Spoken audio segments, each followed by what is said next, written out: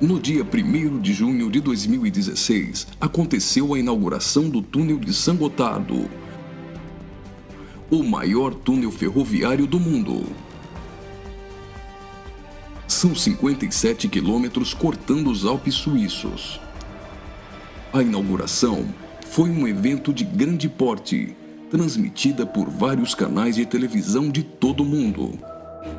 A cerimônia teve uma apresentação artística, como a das aberturas de Copas do Mundo ou de Olimpíadas. A encenação, intitulada Sacre do Gotardo, foi carregada de elementos do ocultismo, além de trazer mensagens de uma nova ordem mundial.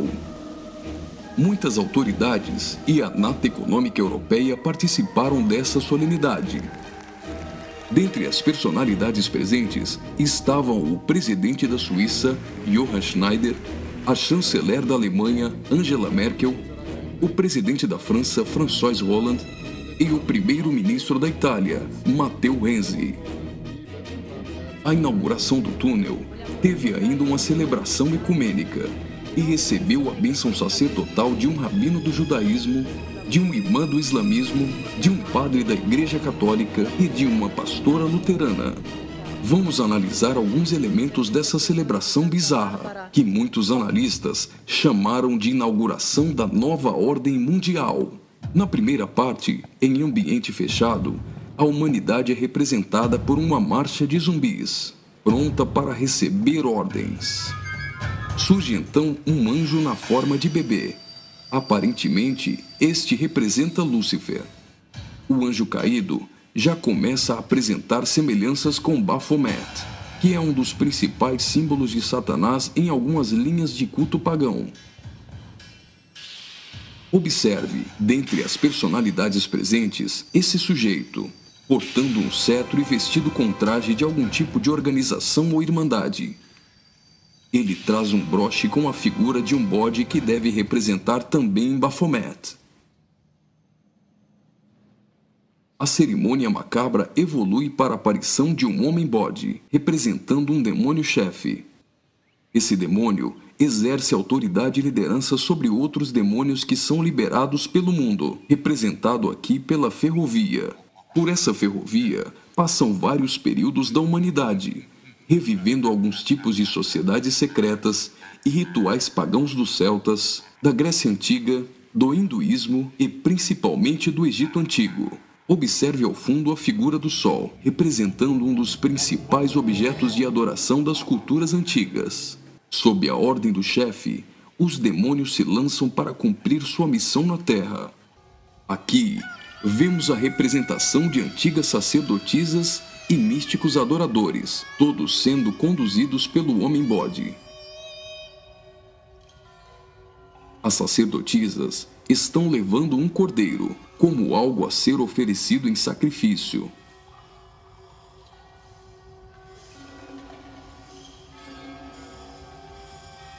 Observe a semelhança dessas sacerdotisas de branco com as adoradoras de Ísis.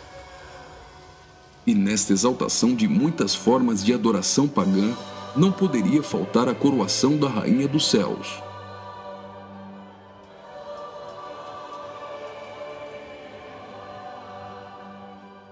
A cerimônia prossegue, agora em um ambiente externo.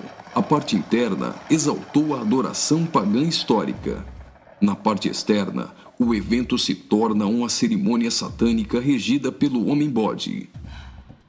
Os zumbis representam a humanidade manipulada, caminhando rumo a um futuro incerto.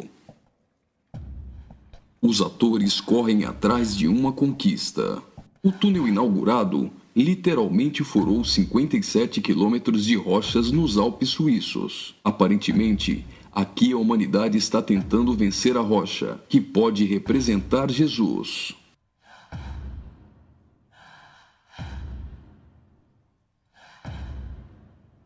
Por várias vezes, eles investem desorganizadamente contra a rocha, mas todas as tentativas são frustradas. Até o momento em que eles se unem e conseguem um importante progresso.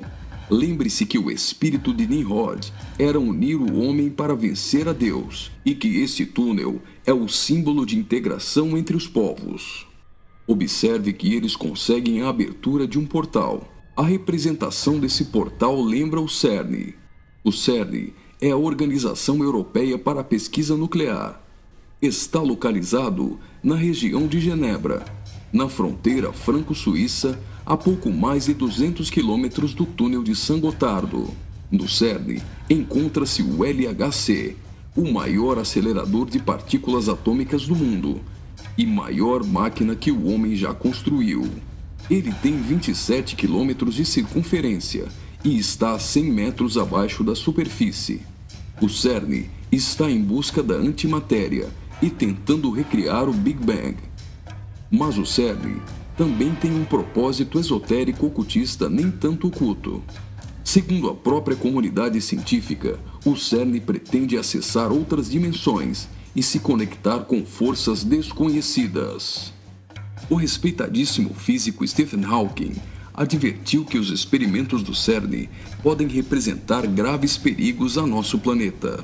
No prefácio de seu livro, Stardust, Hawking afirmou que o acelerador de partículas poderia causar uma decadência catastrófica do vácuo, o que levaria o tempo e o espaço a entrarem em um colapso.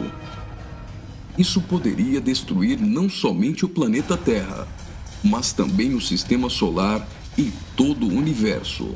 Você já deve ter ouvido falar da partícula de Deus, ou bóson de Higgs. Até o Papa implorou a comunidade científica a suspender as operações do LHC, advertindo que eles poderiam abrir os portões do inferno. Observe também que a logo do CERN é a junção de 3 números 6, 666. As cenas seguintes mostram uma sociedade em transformação. Do portal que foi aberto, procede a direção para a humanidade. Veja que uma nova sociedade vai surgindo. O espírito da rebeldia e da sensualidade marcam as pessoas. A decadência da humanidade é representada tanto na forma de uma queda literal, como através da sensualidade.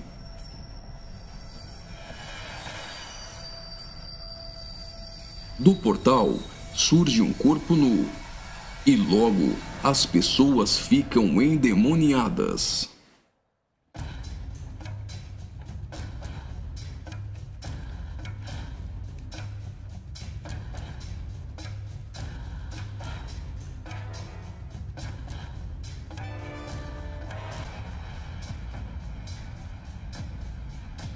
Veja a representação de que existe algo dentro deles. Trabalhadores do túnel aparentemente são representados aqui, mas observe que a verdadeira representação é o deus Shiva, da trindade hinduísta. Shiva é o deus da destruição. Ele destrói para dar lugar a algo novo. A dança de Shiva é considerada a manifestação física do ritmo cósmico. Observe que na entrada do principal laboratório do CERN existe uma imagem de Shiva. A dança destruidora de Shiva é associada à aceleração ou à dança das partículas. A cena seguinte lembra os operários mortos na construção do túnel, mas na verdade representa o sacrifício humano.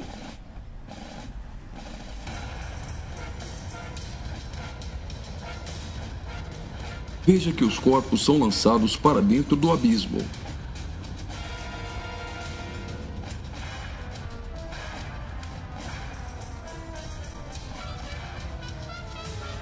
Preste atenção. Do fundo do abismo, as mãos vêm receber o sacrifício.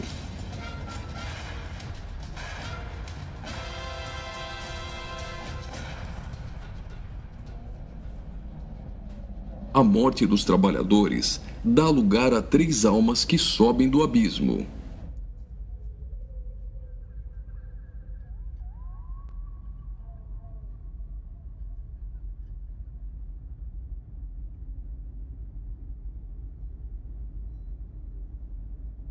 surge então um enorme olho que tudo vê, ou o Olho de Horus, um importante símbolo usado pelos Illuminati.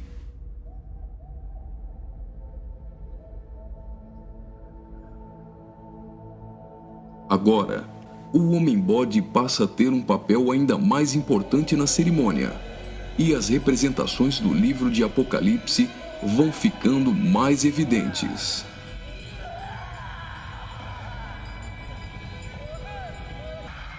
Veja como os demônios se parecem muito com o orixá Omulu.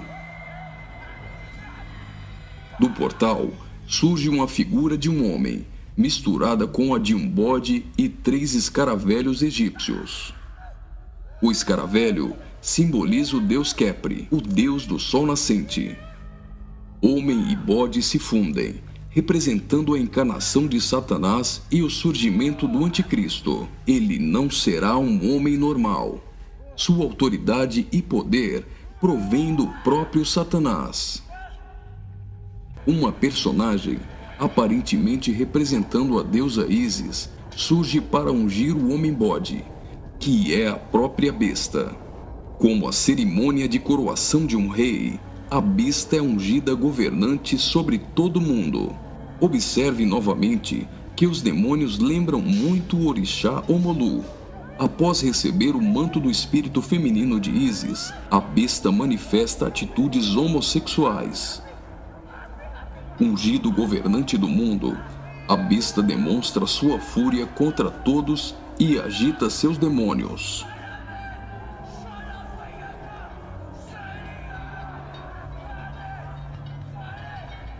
Logo, os demônios sob comando da besta ficam ouriçados.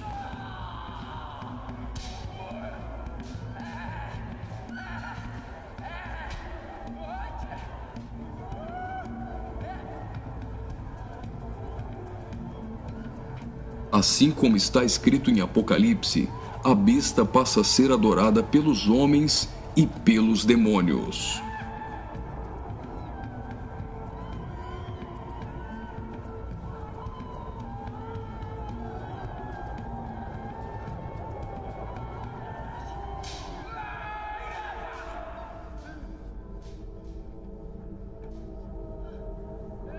Observe agora o surgimento de 11 personagens, aparentemente representando a Igreja dos 11 Apóstolos. A besta terá autoridade para perseguir a Igreja e para matar os que não lhe adorarem.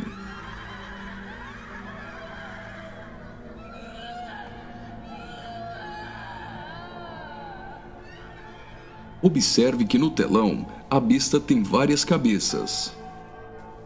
Logo, a besta parece ter sido ferida na cabeça. Leva as mãos à cabeça e vai caindo. Segue-se então uma cerimônia fúnebre, com um antigo canto germânico do ocultismo. Veja essas pessoas carregando árvores secas invertidas.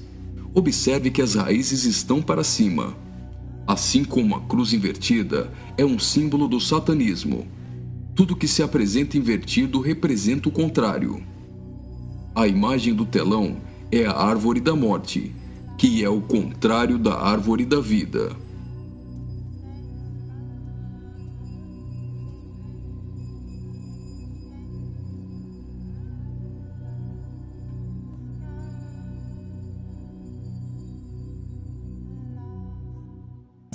A tecnologia é mostrada como um instrumento para manipular o homem. O avanço da ciência nos últimos dias foi profetizado por Daniel. Observe agora a semelhança da imagem no telão com a Pokébola do game Pokémon Go.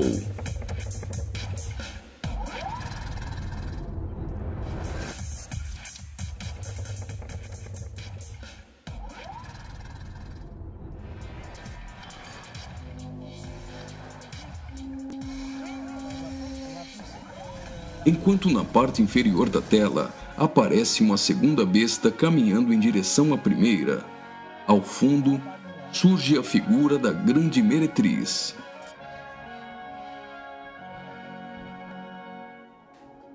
Observe que a segunda besta ressuscita a primeira.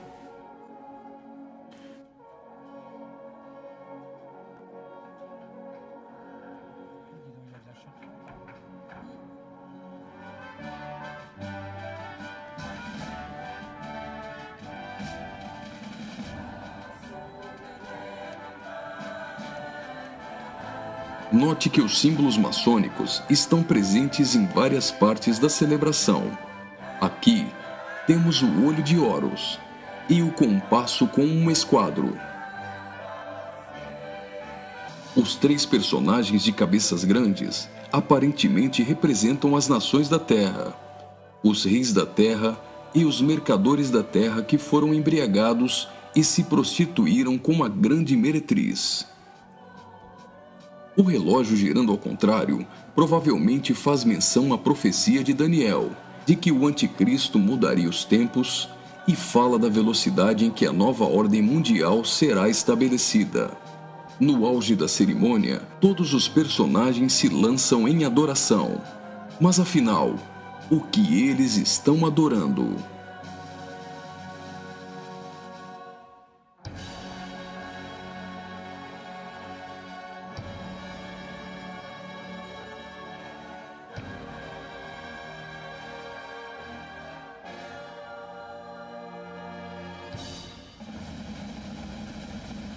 Então, o trem sai do túnel. Mas certamente eles não estão adorando um trem. Eles adoram aquele a quem pensam que venceu a rocha. Eles adoram o grande dragão, a antiga serpente, que se chama Diabo e Satanás, o sedutor de todo mundo. Pensam que Satanás venceu a Cristo. A celebração é como se fosse uma grande vitória, como a consumação de uma enorme conquista.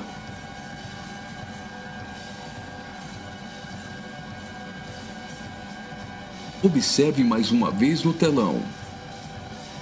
Por algum acaso, trens voam? O que isso significa? O trem se parece com uma serpente e representa a Satanás, que sempre quis subir aos altos céus e ser exaltado.